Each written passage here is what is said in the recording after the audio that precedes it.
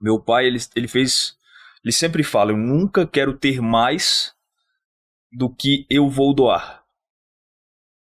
Não sei se tu Caramba. consegue entender, mas assim, parece até Uau. meio contraditório, mas como que, né? Mas tudo que ele tem hoje, pode ter certeza que ele já doou muito mais do que ele tem hoje. Então, assim, eu me orgulho muito, por isso que eu digo que é minha maior referência. Várias vezes eu cheguei em casa, assim, e não temos mais carro. Doamos, O Junião queimou o carro. ofertamos, Ofertaram o carro. eu lembro Não é da, só isso. Por exemplo, a minha esposa, quando ela recebeu a herança do pai biológico, que era um valor muito alto, na época nós não tínhamos nenhuma cozinha, na verdade. Ela doou 100% da herança dela para iniciarmos a obra. Então, por muitas vezes, nós já doamos tudo que nós tínhamos. Então, e é interessante porque a generosidade, ela faz parte da vida do bem-sucedido.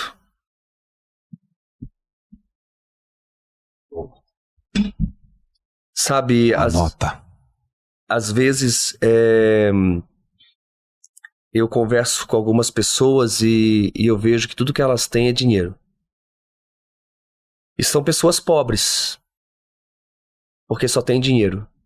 E quando você entende que a generosidade ela é um caminho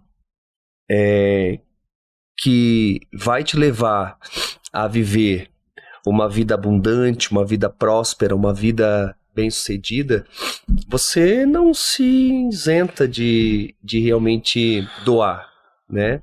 E na vida é melhor dar do que receber, né? Então, assim, aquilo que você tem hoje, amanhã você pode não ter mais. Mas aquilo que você doou, você nunca perde. Então, nós precisamos ter essa percepção, ter esse discernimento, sabe? Calma. Aquilo que você tem hoje, amanhã você pode não ter mais. Essa eu peguei. Aquilo que você doou, você nunca perde. Aquilo que você doou, você nunca perde. Fala mais disso. Fala mais disso. Então, é como o João falou, a gente sempre teve atitudes de doações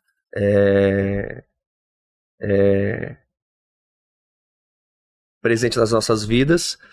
Então, minha esposa é muito doadora. Michele é um fenômeno, Michele. Michele é uma das mulheres mais incríveis que eu já conheci nessa terra. Tem 26 cirurgias. Luta contra muitas enfermidades, mas em todo tempo Deus vem operando na vida dela. É incrível. Uhum. Michele tem um livro também chamado Autêntica, A Liberdade de Ser Quem Você É. Michele é muito autêntica, muito determinada, muito doadora, humilde. Então, uma improvável também. Então Deus juntou dois improváveis para realmente fazer uma grande obra, assim, sabe? Então o João estava falando, inclusive, em relação do carro que eu não descia. Quando eu casei, aos 22 anos, eu tinha um carro, eu já estava muito evoluído da maneira que eu era, né? Porque aquele processo de cura dos 13 aos 22 foi longo, mas aos 22 eu já estava praticamente, eu já me considerava 80% curado das minhas mazelas, dos meus problemas internos, das minhas crises internas. Uhum. E eu lembro que eu tinha um carro aos 22 anos, casado já, eu só descia do meu carro se não tivesse ninguém por perto. Por quê? Eu sou improvável para estar aqui hoje na sua frente, na frente desse público que está aqui presente, e também de todo o público que vai me assistir daqui a pouco. Uhum. Porque isso para mim era algo tipo assim completamente como é que eu posso dizer, completamente assim paralisador. Paralisador, exatamente. Então, eu não podia ver ninguém me olhar, porque na minha mente, aquelas mentiras que eu ouvi durante muito tempo na escola, que eu não Sim. sabia andar e que eu não sabia correr, fazia todo sentido. Eu imaginava que as pessoas iriam me julgar por isso. Então, na minha mente, eu não sabia andar. Então, como que eu vou sair do carro? As pessoas vão me notar e vão ficar me julgando que eu não sei andar.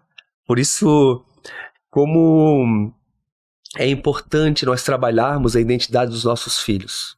Eu tenho Café com Deus Pai Kids, de 0 a 8 anos, e tenho Café com Deus Pai Teens, de 9 a 13 anos. E nesses livros eu falo sobre identidade, sobre bullying, porque tudo isso paralisa, né? Então eu trabalho com as crianças também dessa forma. Então, dentro disso, Joel, o João falou, né, quando foi a inauguração da igreja, uma pessoa falou que não ia dar certo o projeto. Só que eu tinha feito 20 provas com Deus, eu estava há 4 anos orando. E era algo que eu não queria. Eu não queria plantar uma igreja. E por isso que eu relutei, por 4 anos. Eu fiz 20 provas com Deus. 20. E na 20ª, então, eu decidi plantar a igreja. Só que no dia da inauguração... Quando você diz prova com Deus, o que você quer dizer com isso? Eu fiz prova. Se for pra ser, tem que acontecer isso. Tu fez 20 vezes? Fiz 20 vezes. Precisou de 20 confirmações. Durante 4 anos. E quando chegou no dia da inauguração, eu não queria inaugurar a igreja, porque uma pessoa disse que em 4 meses ela iria fechar. E a Bíblia diz, amor, a maldição, ela te sobrevém. E eu amei essa maldição, na época. Isso me deixou 3 dias de cama. Mas é outro podcast daí. Tá. Eu volto pra falar sobre isso. Mas a 20ª prova, falando da doação da mãe... Tá pegando aqui o áudio, Dino? Dá pra... Desse jeito tá pegando? Tá. Mas falando da doação da mãe, da herança que ela recebeu, a 20ª prova que o pai tinha feito com Deus é que essa herança que a minha mãe tinha recebido, que ela fosse vendida até o dia do nascimento da minha irmã. Porque foi em imóveis. Só que ele fez isso, só ele sabia. Tá bom. Eu tinha 6 anos na época. E no dia do nascimento da minha irmã, o pai conta que ele já acordou imaginando, não é pra ser. Porque eu tinha feito voto que seria até o nascimento da Isabela e teria que ser em dinheiro. Porque não poderia ser em imóveis.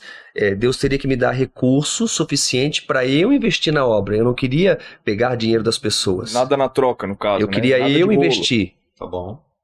E aí eu lembro que eu tinha 6 anos, a gente estava no hospital, minha mãe tinha entrado para fazer o parto, a gente estava numa cafeteria.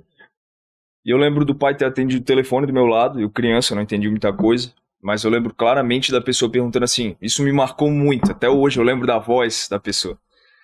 E eu lembro da pessoa falando assim, Júnior, tá aí sentado? E aí eu acho que o pai até ficou meio bravo, né? Pô, como é que eu atendo o telefone, o cara vem me perguntar isso, nada a ver, né? E aí ele falou, não, pode falar. E aí ele falou, os teus imóveis em Blumenau foram vendidos. E passou, eu não entendi muita coisa, só me marcou. Não sei porquê, mas me marcou. E eu lembro que horas depois, quando minha irmã já tinha nascido, já tinha passado todo o parto, enfim, a gente foi no quarto da minha mãe, né? Eu lembro de eu ter entrado também, nem sei se ainda pode entrar criança. Mas como era uma clínica particular, então ele pôde entrar comigo. E aí eu lembro do pai contando pra mãe, e ela simplesmente sem hesitar, com muita clareza, sem saber de nenhuma das provas. É bem interessante, deixa só o pai acrescentar algo, porque quando eu cheguei no quarto com o João e parabenizei a Michelle pelo nascimento da Isabela, eu tinha essa notícia que eu sabia que os imóveis tinham sido vendidos e o dinheiro já estava disponível. E em seguida eu disse, eu tenho mais uma notícia boa para te dar. Você está milionária. Porque foram vendidos seus imóveis. Só que eu tinha feito um voto com Deus que eu precisava de recursos para plantar a igreja. Eu tinha feito em pensamento, porque eu não queria que o inimigo soubesse. Tá bom. Para mim não ter nenhuma dúvida. E a Michelle, eu lembro como se fosse hoje. Ela estava deitada, ela estendeu a mão para mim, pegou na minha mão, olhou nos meus olhos e disse assim, agora você pega todo esse dinheiro e investe na obra de Deus. E ali eu tive a 20ª confirmação que eu precisava realmente iniciar a obra em Itajaí. Com a bênção dos meus pastores, claro, sempre tive muito cuidado com isso. E aí iniciamos então a obra, só que daí no dia da inauguração eu não queria por conta dessa palavra. Certo. Mas eu abri um texto, eu me ajoelhei por volta das 7h20, era às 20 horas, era 19h20, por volta das 20 horas era a inauguração. Eu lembro que eu me ajoelhei na beira da minha cama, e eu nunca sou de abrir a Bíblia assim de forma aleatória. Mas aquele dia eu abri. Algo me impulsionou para isso. E os meus livros, a minha Bíblia, se você pegar, Bíblia de 10, 15, 20 anos, Joel, ela está nova como se você tivesse pegado da loja. Certo. Eu tenho muito esse cuidado, eu não risco nada, eu tenho essa... E quando eu abri a Bíblia, estava sublinhado 2 versículos. Uhum. Isaías 41, 10 e 11. E ali falava, né? Não temas, eu te ajudo, eu te fortaleço. Deus estava falando comigo naquele momento, através daqueles versículos, que Ele estava comigo, que não era para mim temer. E ali eu fui impulsionado, me coloquei de pé, fui para a igreja, inaugurei e começamos a obra com 8 pessoas. Hoje somos milhares de pessoas, quase 10 mil membros. Juntamente começamos as obras sociais com os recursos que Michele tinha doado. E de lá para cá foi pura doação, né? Então você falou para me falar um pouco mais sobre generosidade. Eu vejo que você nunca vai conseguir dar mais para Deus do que Deus vai dar para você.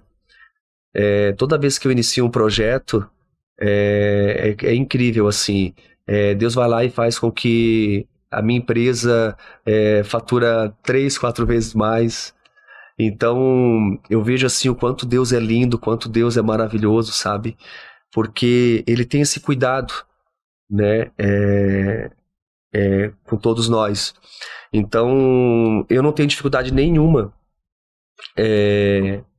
de doar. Então isso sempre fez parte da minha vida, porque eu sei que tudo vem dele e tudo é para ele. E eu tenho ensinado meu filho, e eu tenho dito: filho, nunca perca o teu coração. Sim. E o João também é um cara super doador, assim. Eu lembro que ele era adolescente, ele foi para um retiro e lá criança, 11 anos, 10 anos. levantaram uma oferta e ele não tinha dinheiro na hora, mas ele praticamente veio de cueca para casa, porque doou os tênis, doou a mala toda, né? E eu achei lindo aquilo, sabe? Porque quando você ensina o seu filho a ser doador, você sabe que ele está trilhando um caminho de uma vida bem-sucedida.